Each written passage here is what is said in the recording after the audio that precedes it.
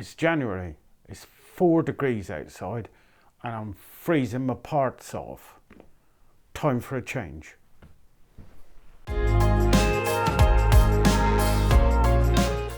For about 10 months of the year, I'm absolutely fine in the workshop.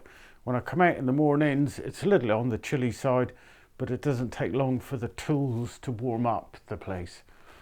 2 months of the year, January and February, I come out in the morning and my fingers all but go numb.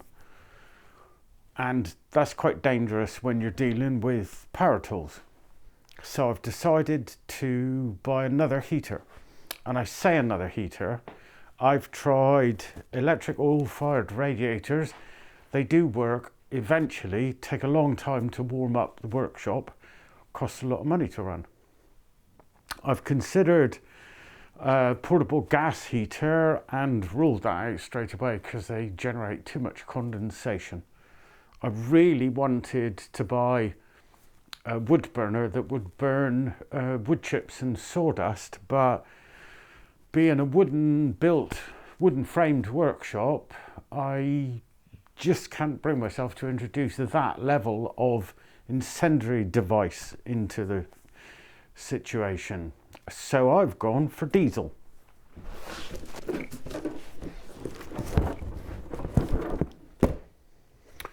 This is new to me because this is one of those all-in-one units. I've had two Basco type diesel heaters, the ones that you fit into cars, caravans. I've got one running at this very moment in my office just across the way, and I have had one in here for quite a period of time, but it's broken. I'll put an image up on the screen, and as you can see, it's very messy. It was always just a temporary fix to get me through January and February year before last, and I fitted it inside an old Festool Sustainer because I had it in the awning for our caravan, which we don't use anymore. So I snuck it in here, and it stayed like that, as I said, for nearly 2 years, and now it's broken. I've tried everything I can to fix it, but it's still broken. So here's one of those all-in-one units. So in the box, we get the unit itself, a piece of exhaust pipe, an inlet pipe, an outlet flexi pipe. Sorry, the inlet pipe's flexible. The exhaust pipe's semi-flexible. The outlet pipe so that you can direct the warm air wherever you'd like it. And to go on the end of that, a little deflector. Also, no expense spared, get an inlet pipe filter,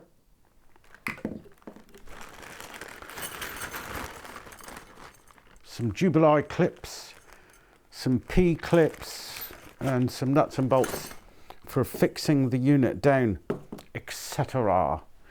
So let's have a look at the unit, and what a neat little package this is. So there's an outside casing kept on by 4 clips. At the back of the unit, there's the wires and a fuse, inline fuse as well. So you can connect it to 12-volt battery supply. Incidentally, you can buy these in either 12 or 24-volt versions, just in case you want to pop it in your HGV. At the front, we've got the warm air outlet, we've got the control unit, and, would you believe, we have a rather snazzy remote control. Underneath,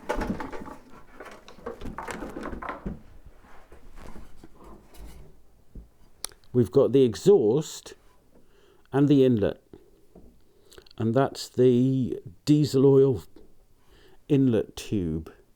Now I said exhaust because this is a miniature diesel engine. So we've got diesel fumes to vent out, and we've got to make sure that inlet pipe stays clear and unkinked as well. So I said it's a very neat little package, and it is a very neat little package, but on the other units that I've got, that exhaust pipe gets, well, as hot as any exhaust pipe gets. So we need to keep that away from the floor. And these are two teeny tiny little feet. So I'm going to mount this on a couple of blocks to give that a nice bit of room so that that diesel exhaust pipe doesn't burn the floor, as I have a wooden floor. So let's have a look inside.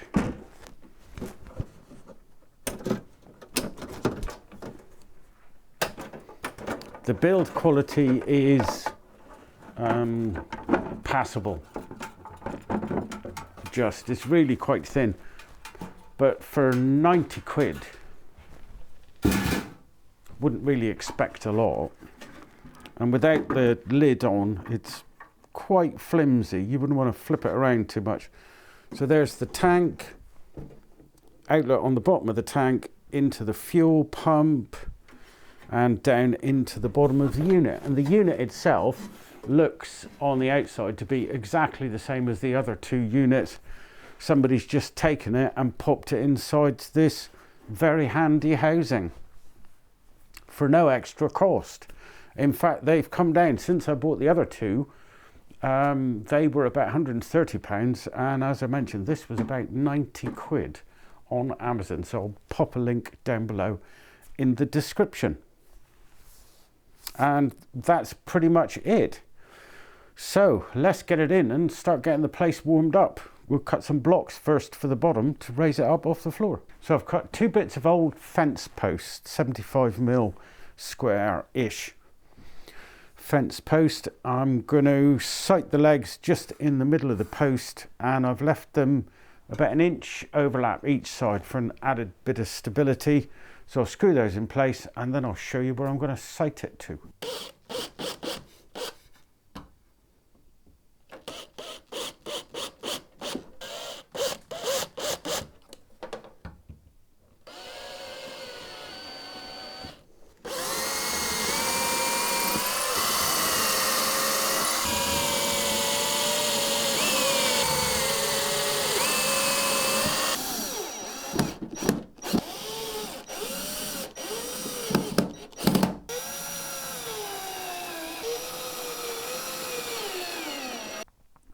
So this is where the old heater was, and it's where I'm going to sight the new heater, purely because that's where the exhaust vents out through the wall, and I don't want to drill any more holes. To some extent, I'm restricted in the placement of the new heater purely by virtue of the fact I've only got X amount length of exhaust pipe to hand, although if I need to, I can order some more. I'll see if I can find the link to the place I bought this. I found this online, a 1 meter piece of flexible exhaust pipe, same size as this, 31mm I think springs to mind. So next I'm going to connect that piece of exhaust to the bottom of the unit and the air intake to the bottom of the unit, and see what I'm like for wiggle room.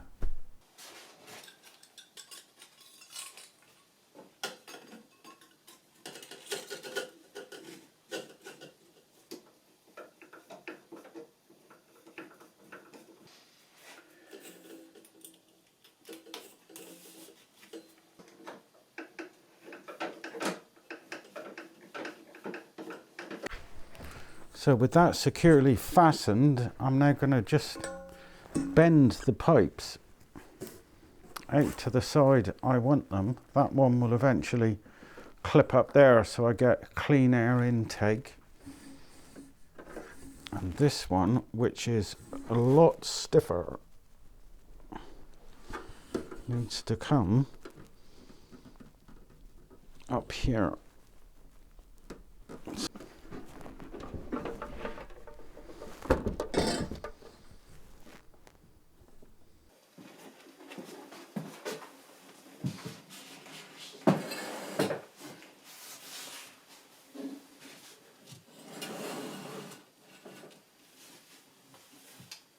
Do you ever have one of those eureka moments where you've remembered a little something from a project years ago? How absolutely perfect is that?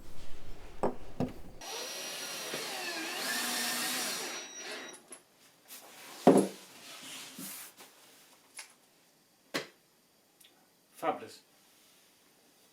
As you probably noticed earlier, the unit doesn't come with crocodile clips to connect to your 12-volt power source. In my case, I've got I think it's 80 amp or 100 amp leisure battery. Oh look, 110 amp leisure battery. So I've cut the crocodile clips off of my old unit, soldered them on, and popped a bit of heat shrink on the joint to protect it. So I had a few issues after I finally got the unit to run, and the only way I could get the unit to run was to pour diesel oil down the pipe and then push the pipe back onto the pump. So it ran. While it was running for the first time, my joint leaked some exhaust fumes, and the connection underneath where the exhaust pipe connects onto the unit itself also leaks some exhaust fumes. Not very much, just a couple of little puffs, but it's carbon monoxide, isn't it? So can't take any chances. Rushed out to Halfords and bought some Holt's exhaust assembly paste. Sounds like the ideal thing. So I've slathered it on both places, and I've also, while I was there, purchased some of Halford's finest quality Jubilee clips. And there's a Jubilee clip now on the bottom. I've re-primed the pipe. Also point to note that when this unit arrived, there were no Jubilee clips on the fuel pipe. So I've put one on the bottom of the fuel pipe on the inlet to the unit itself. And I've got one on the pipe ready to clamp on the top. I've not clamped the one on the top yet because I don't know whether I'll need to re-prime the pipe or not. So I'm ready for the first test fire after making the improvements.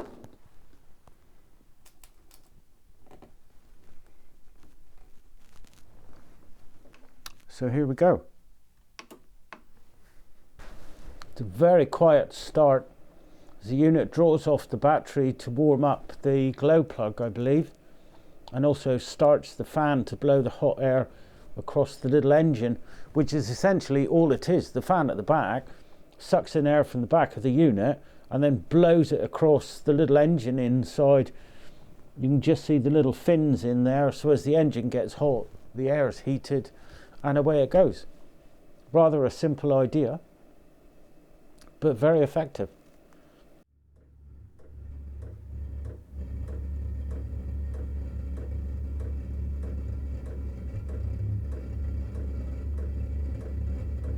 So the unit's finished its initial fire up cycle and has now dropped down to running at a power level of 2, whatever the hell that means. I have no idea, but relatively low. So you can hear, hopefully you can hear the pump running quite slowly, so not burning an awful lot. The air that it's pumping out is delightfully warm. My fingers are back. So I'll walk away from the unit now so that you can actually hear the noise level. Bear in mind that the microphone is on my shirt.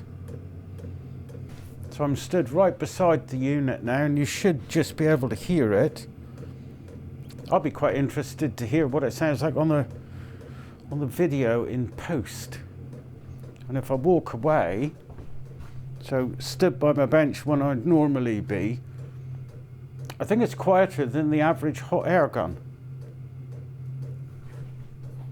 If I come over close to the camera, quite quiet. Not really annoying at all. So, a couple of points to note if you're thinking about buying one of these units. All of the main unit themselves look absolutely identical, and the three that I've now had the main units look absolutely identical. The difference appears to be in the control units that they're shipped with. Some of them have a simple, is it rheostat control, where you merely turn a dial up or back down with an on and off button. Some have a fancy LCD panel, and there's one different type that has a slightly different, smaller LCD panel with 4 buttons on it, up, down, left and right.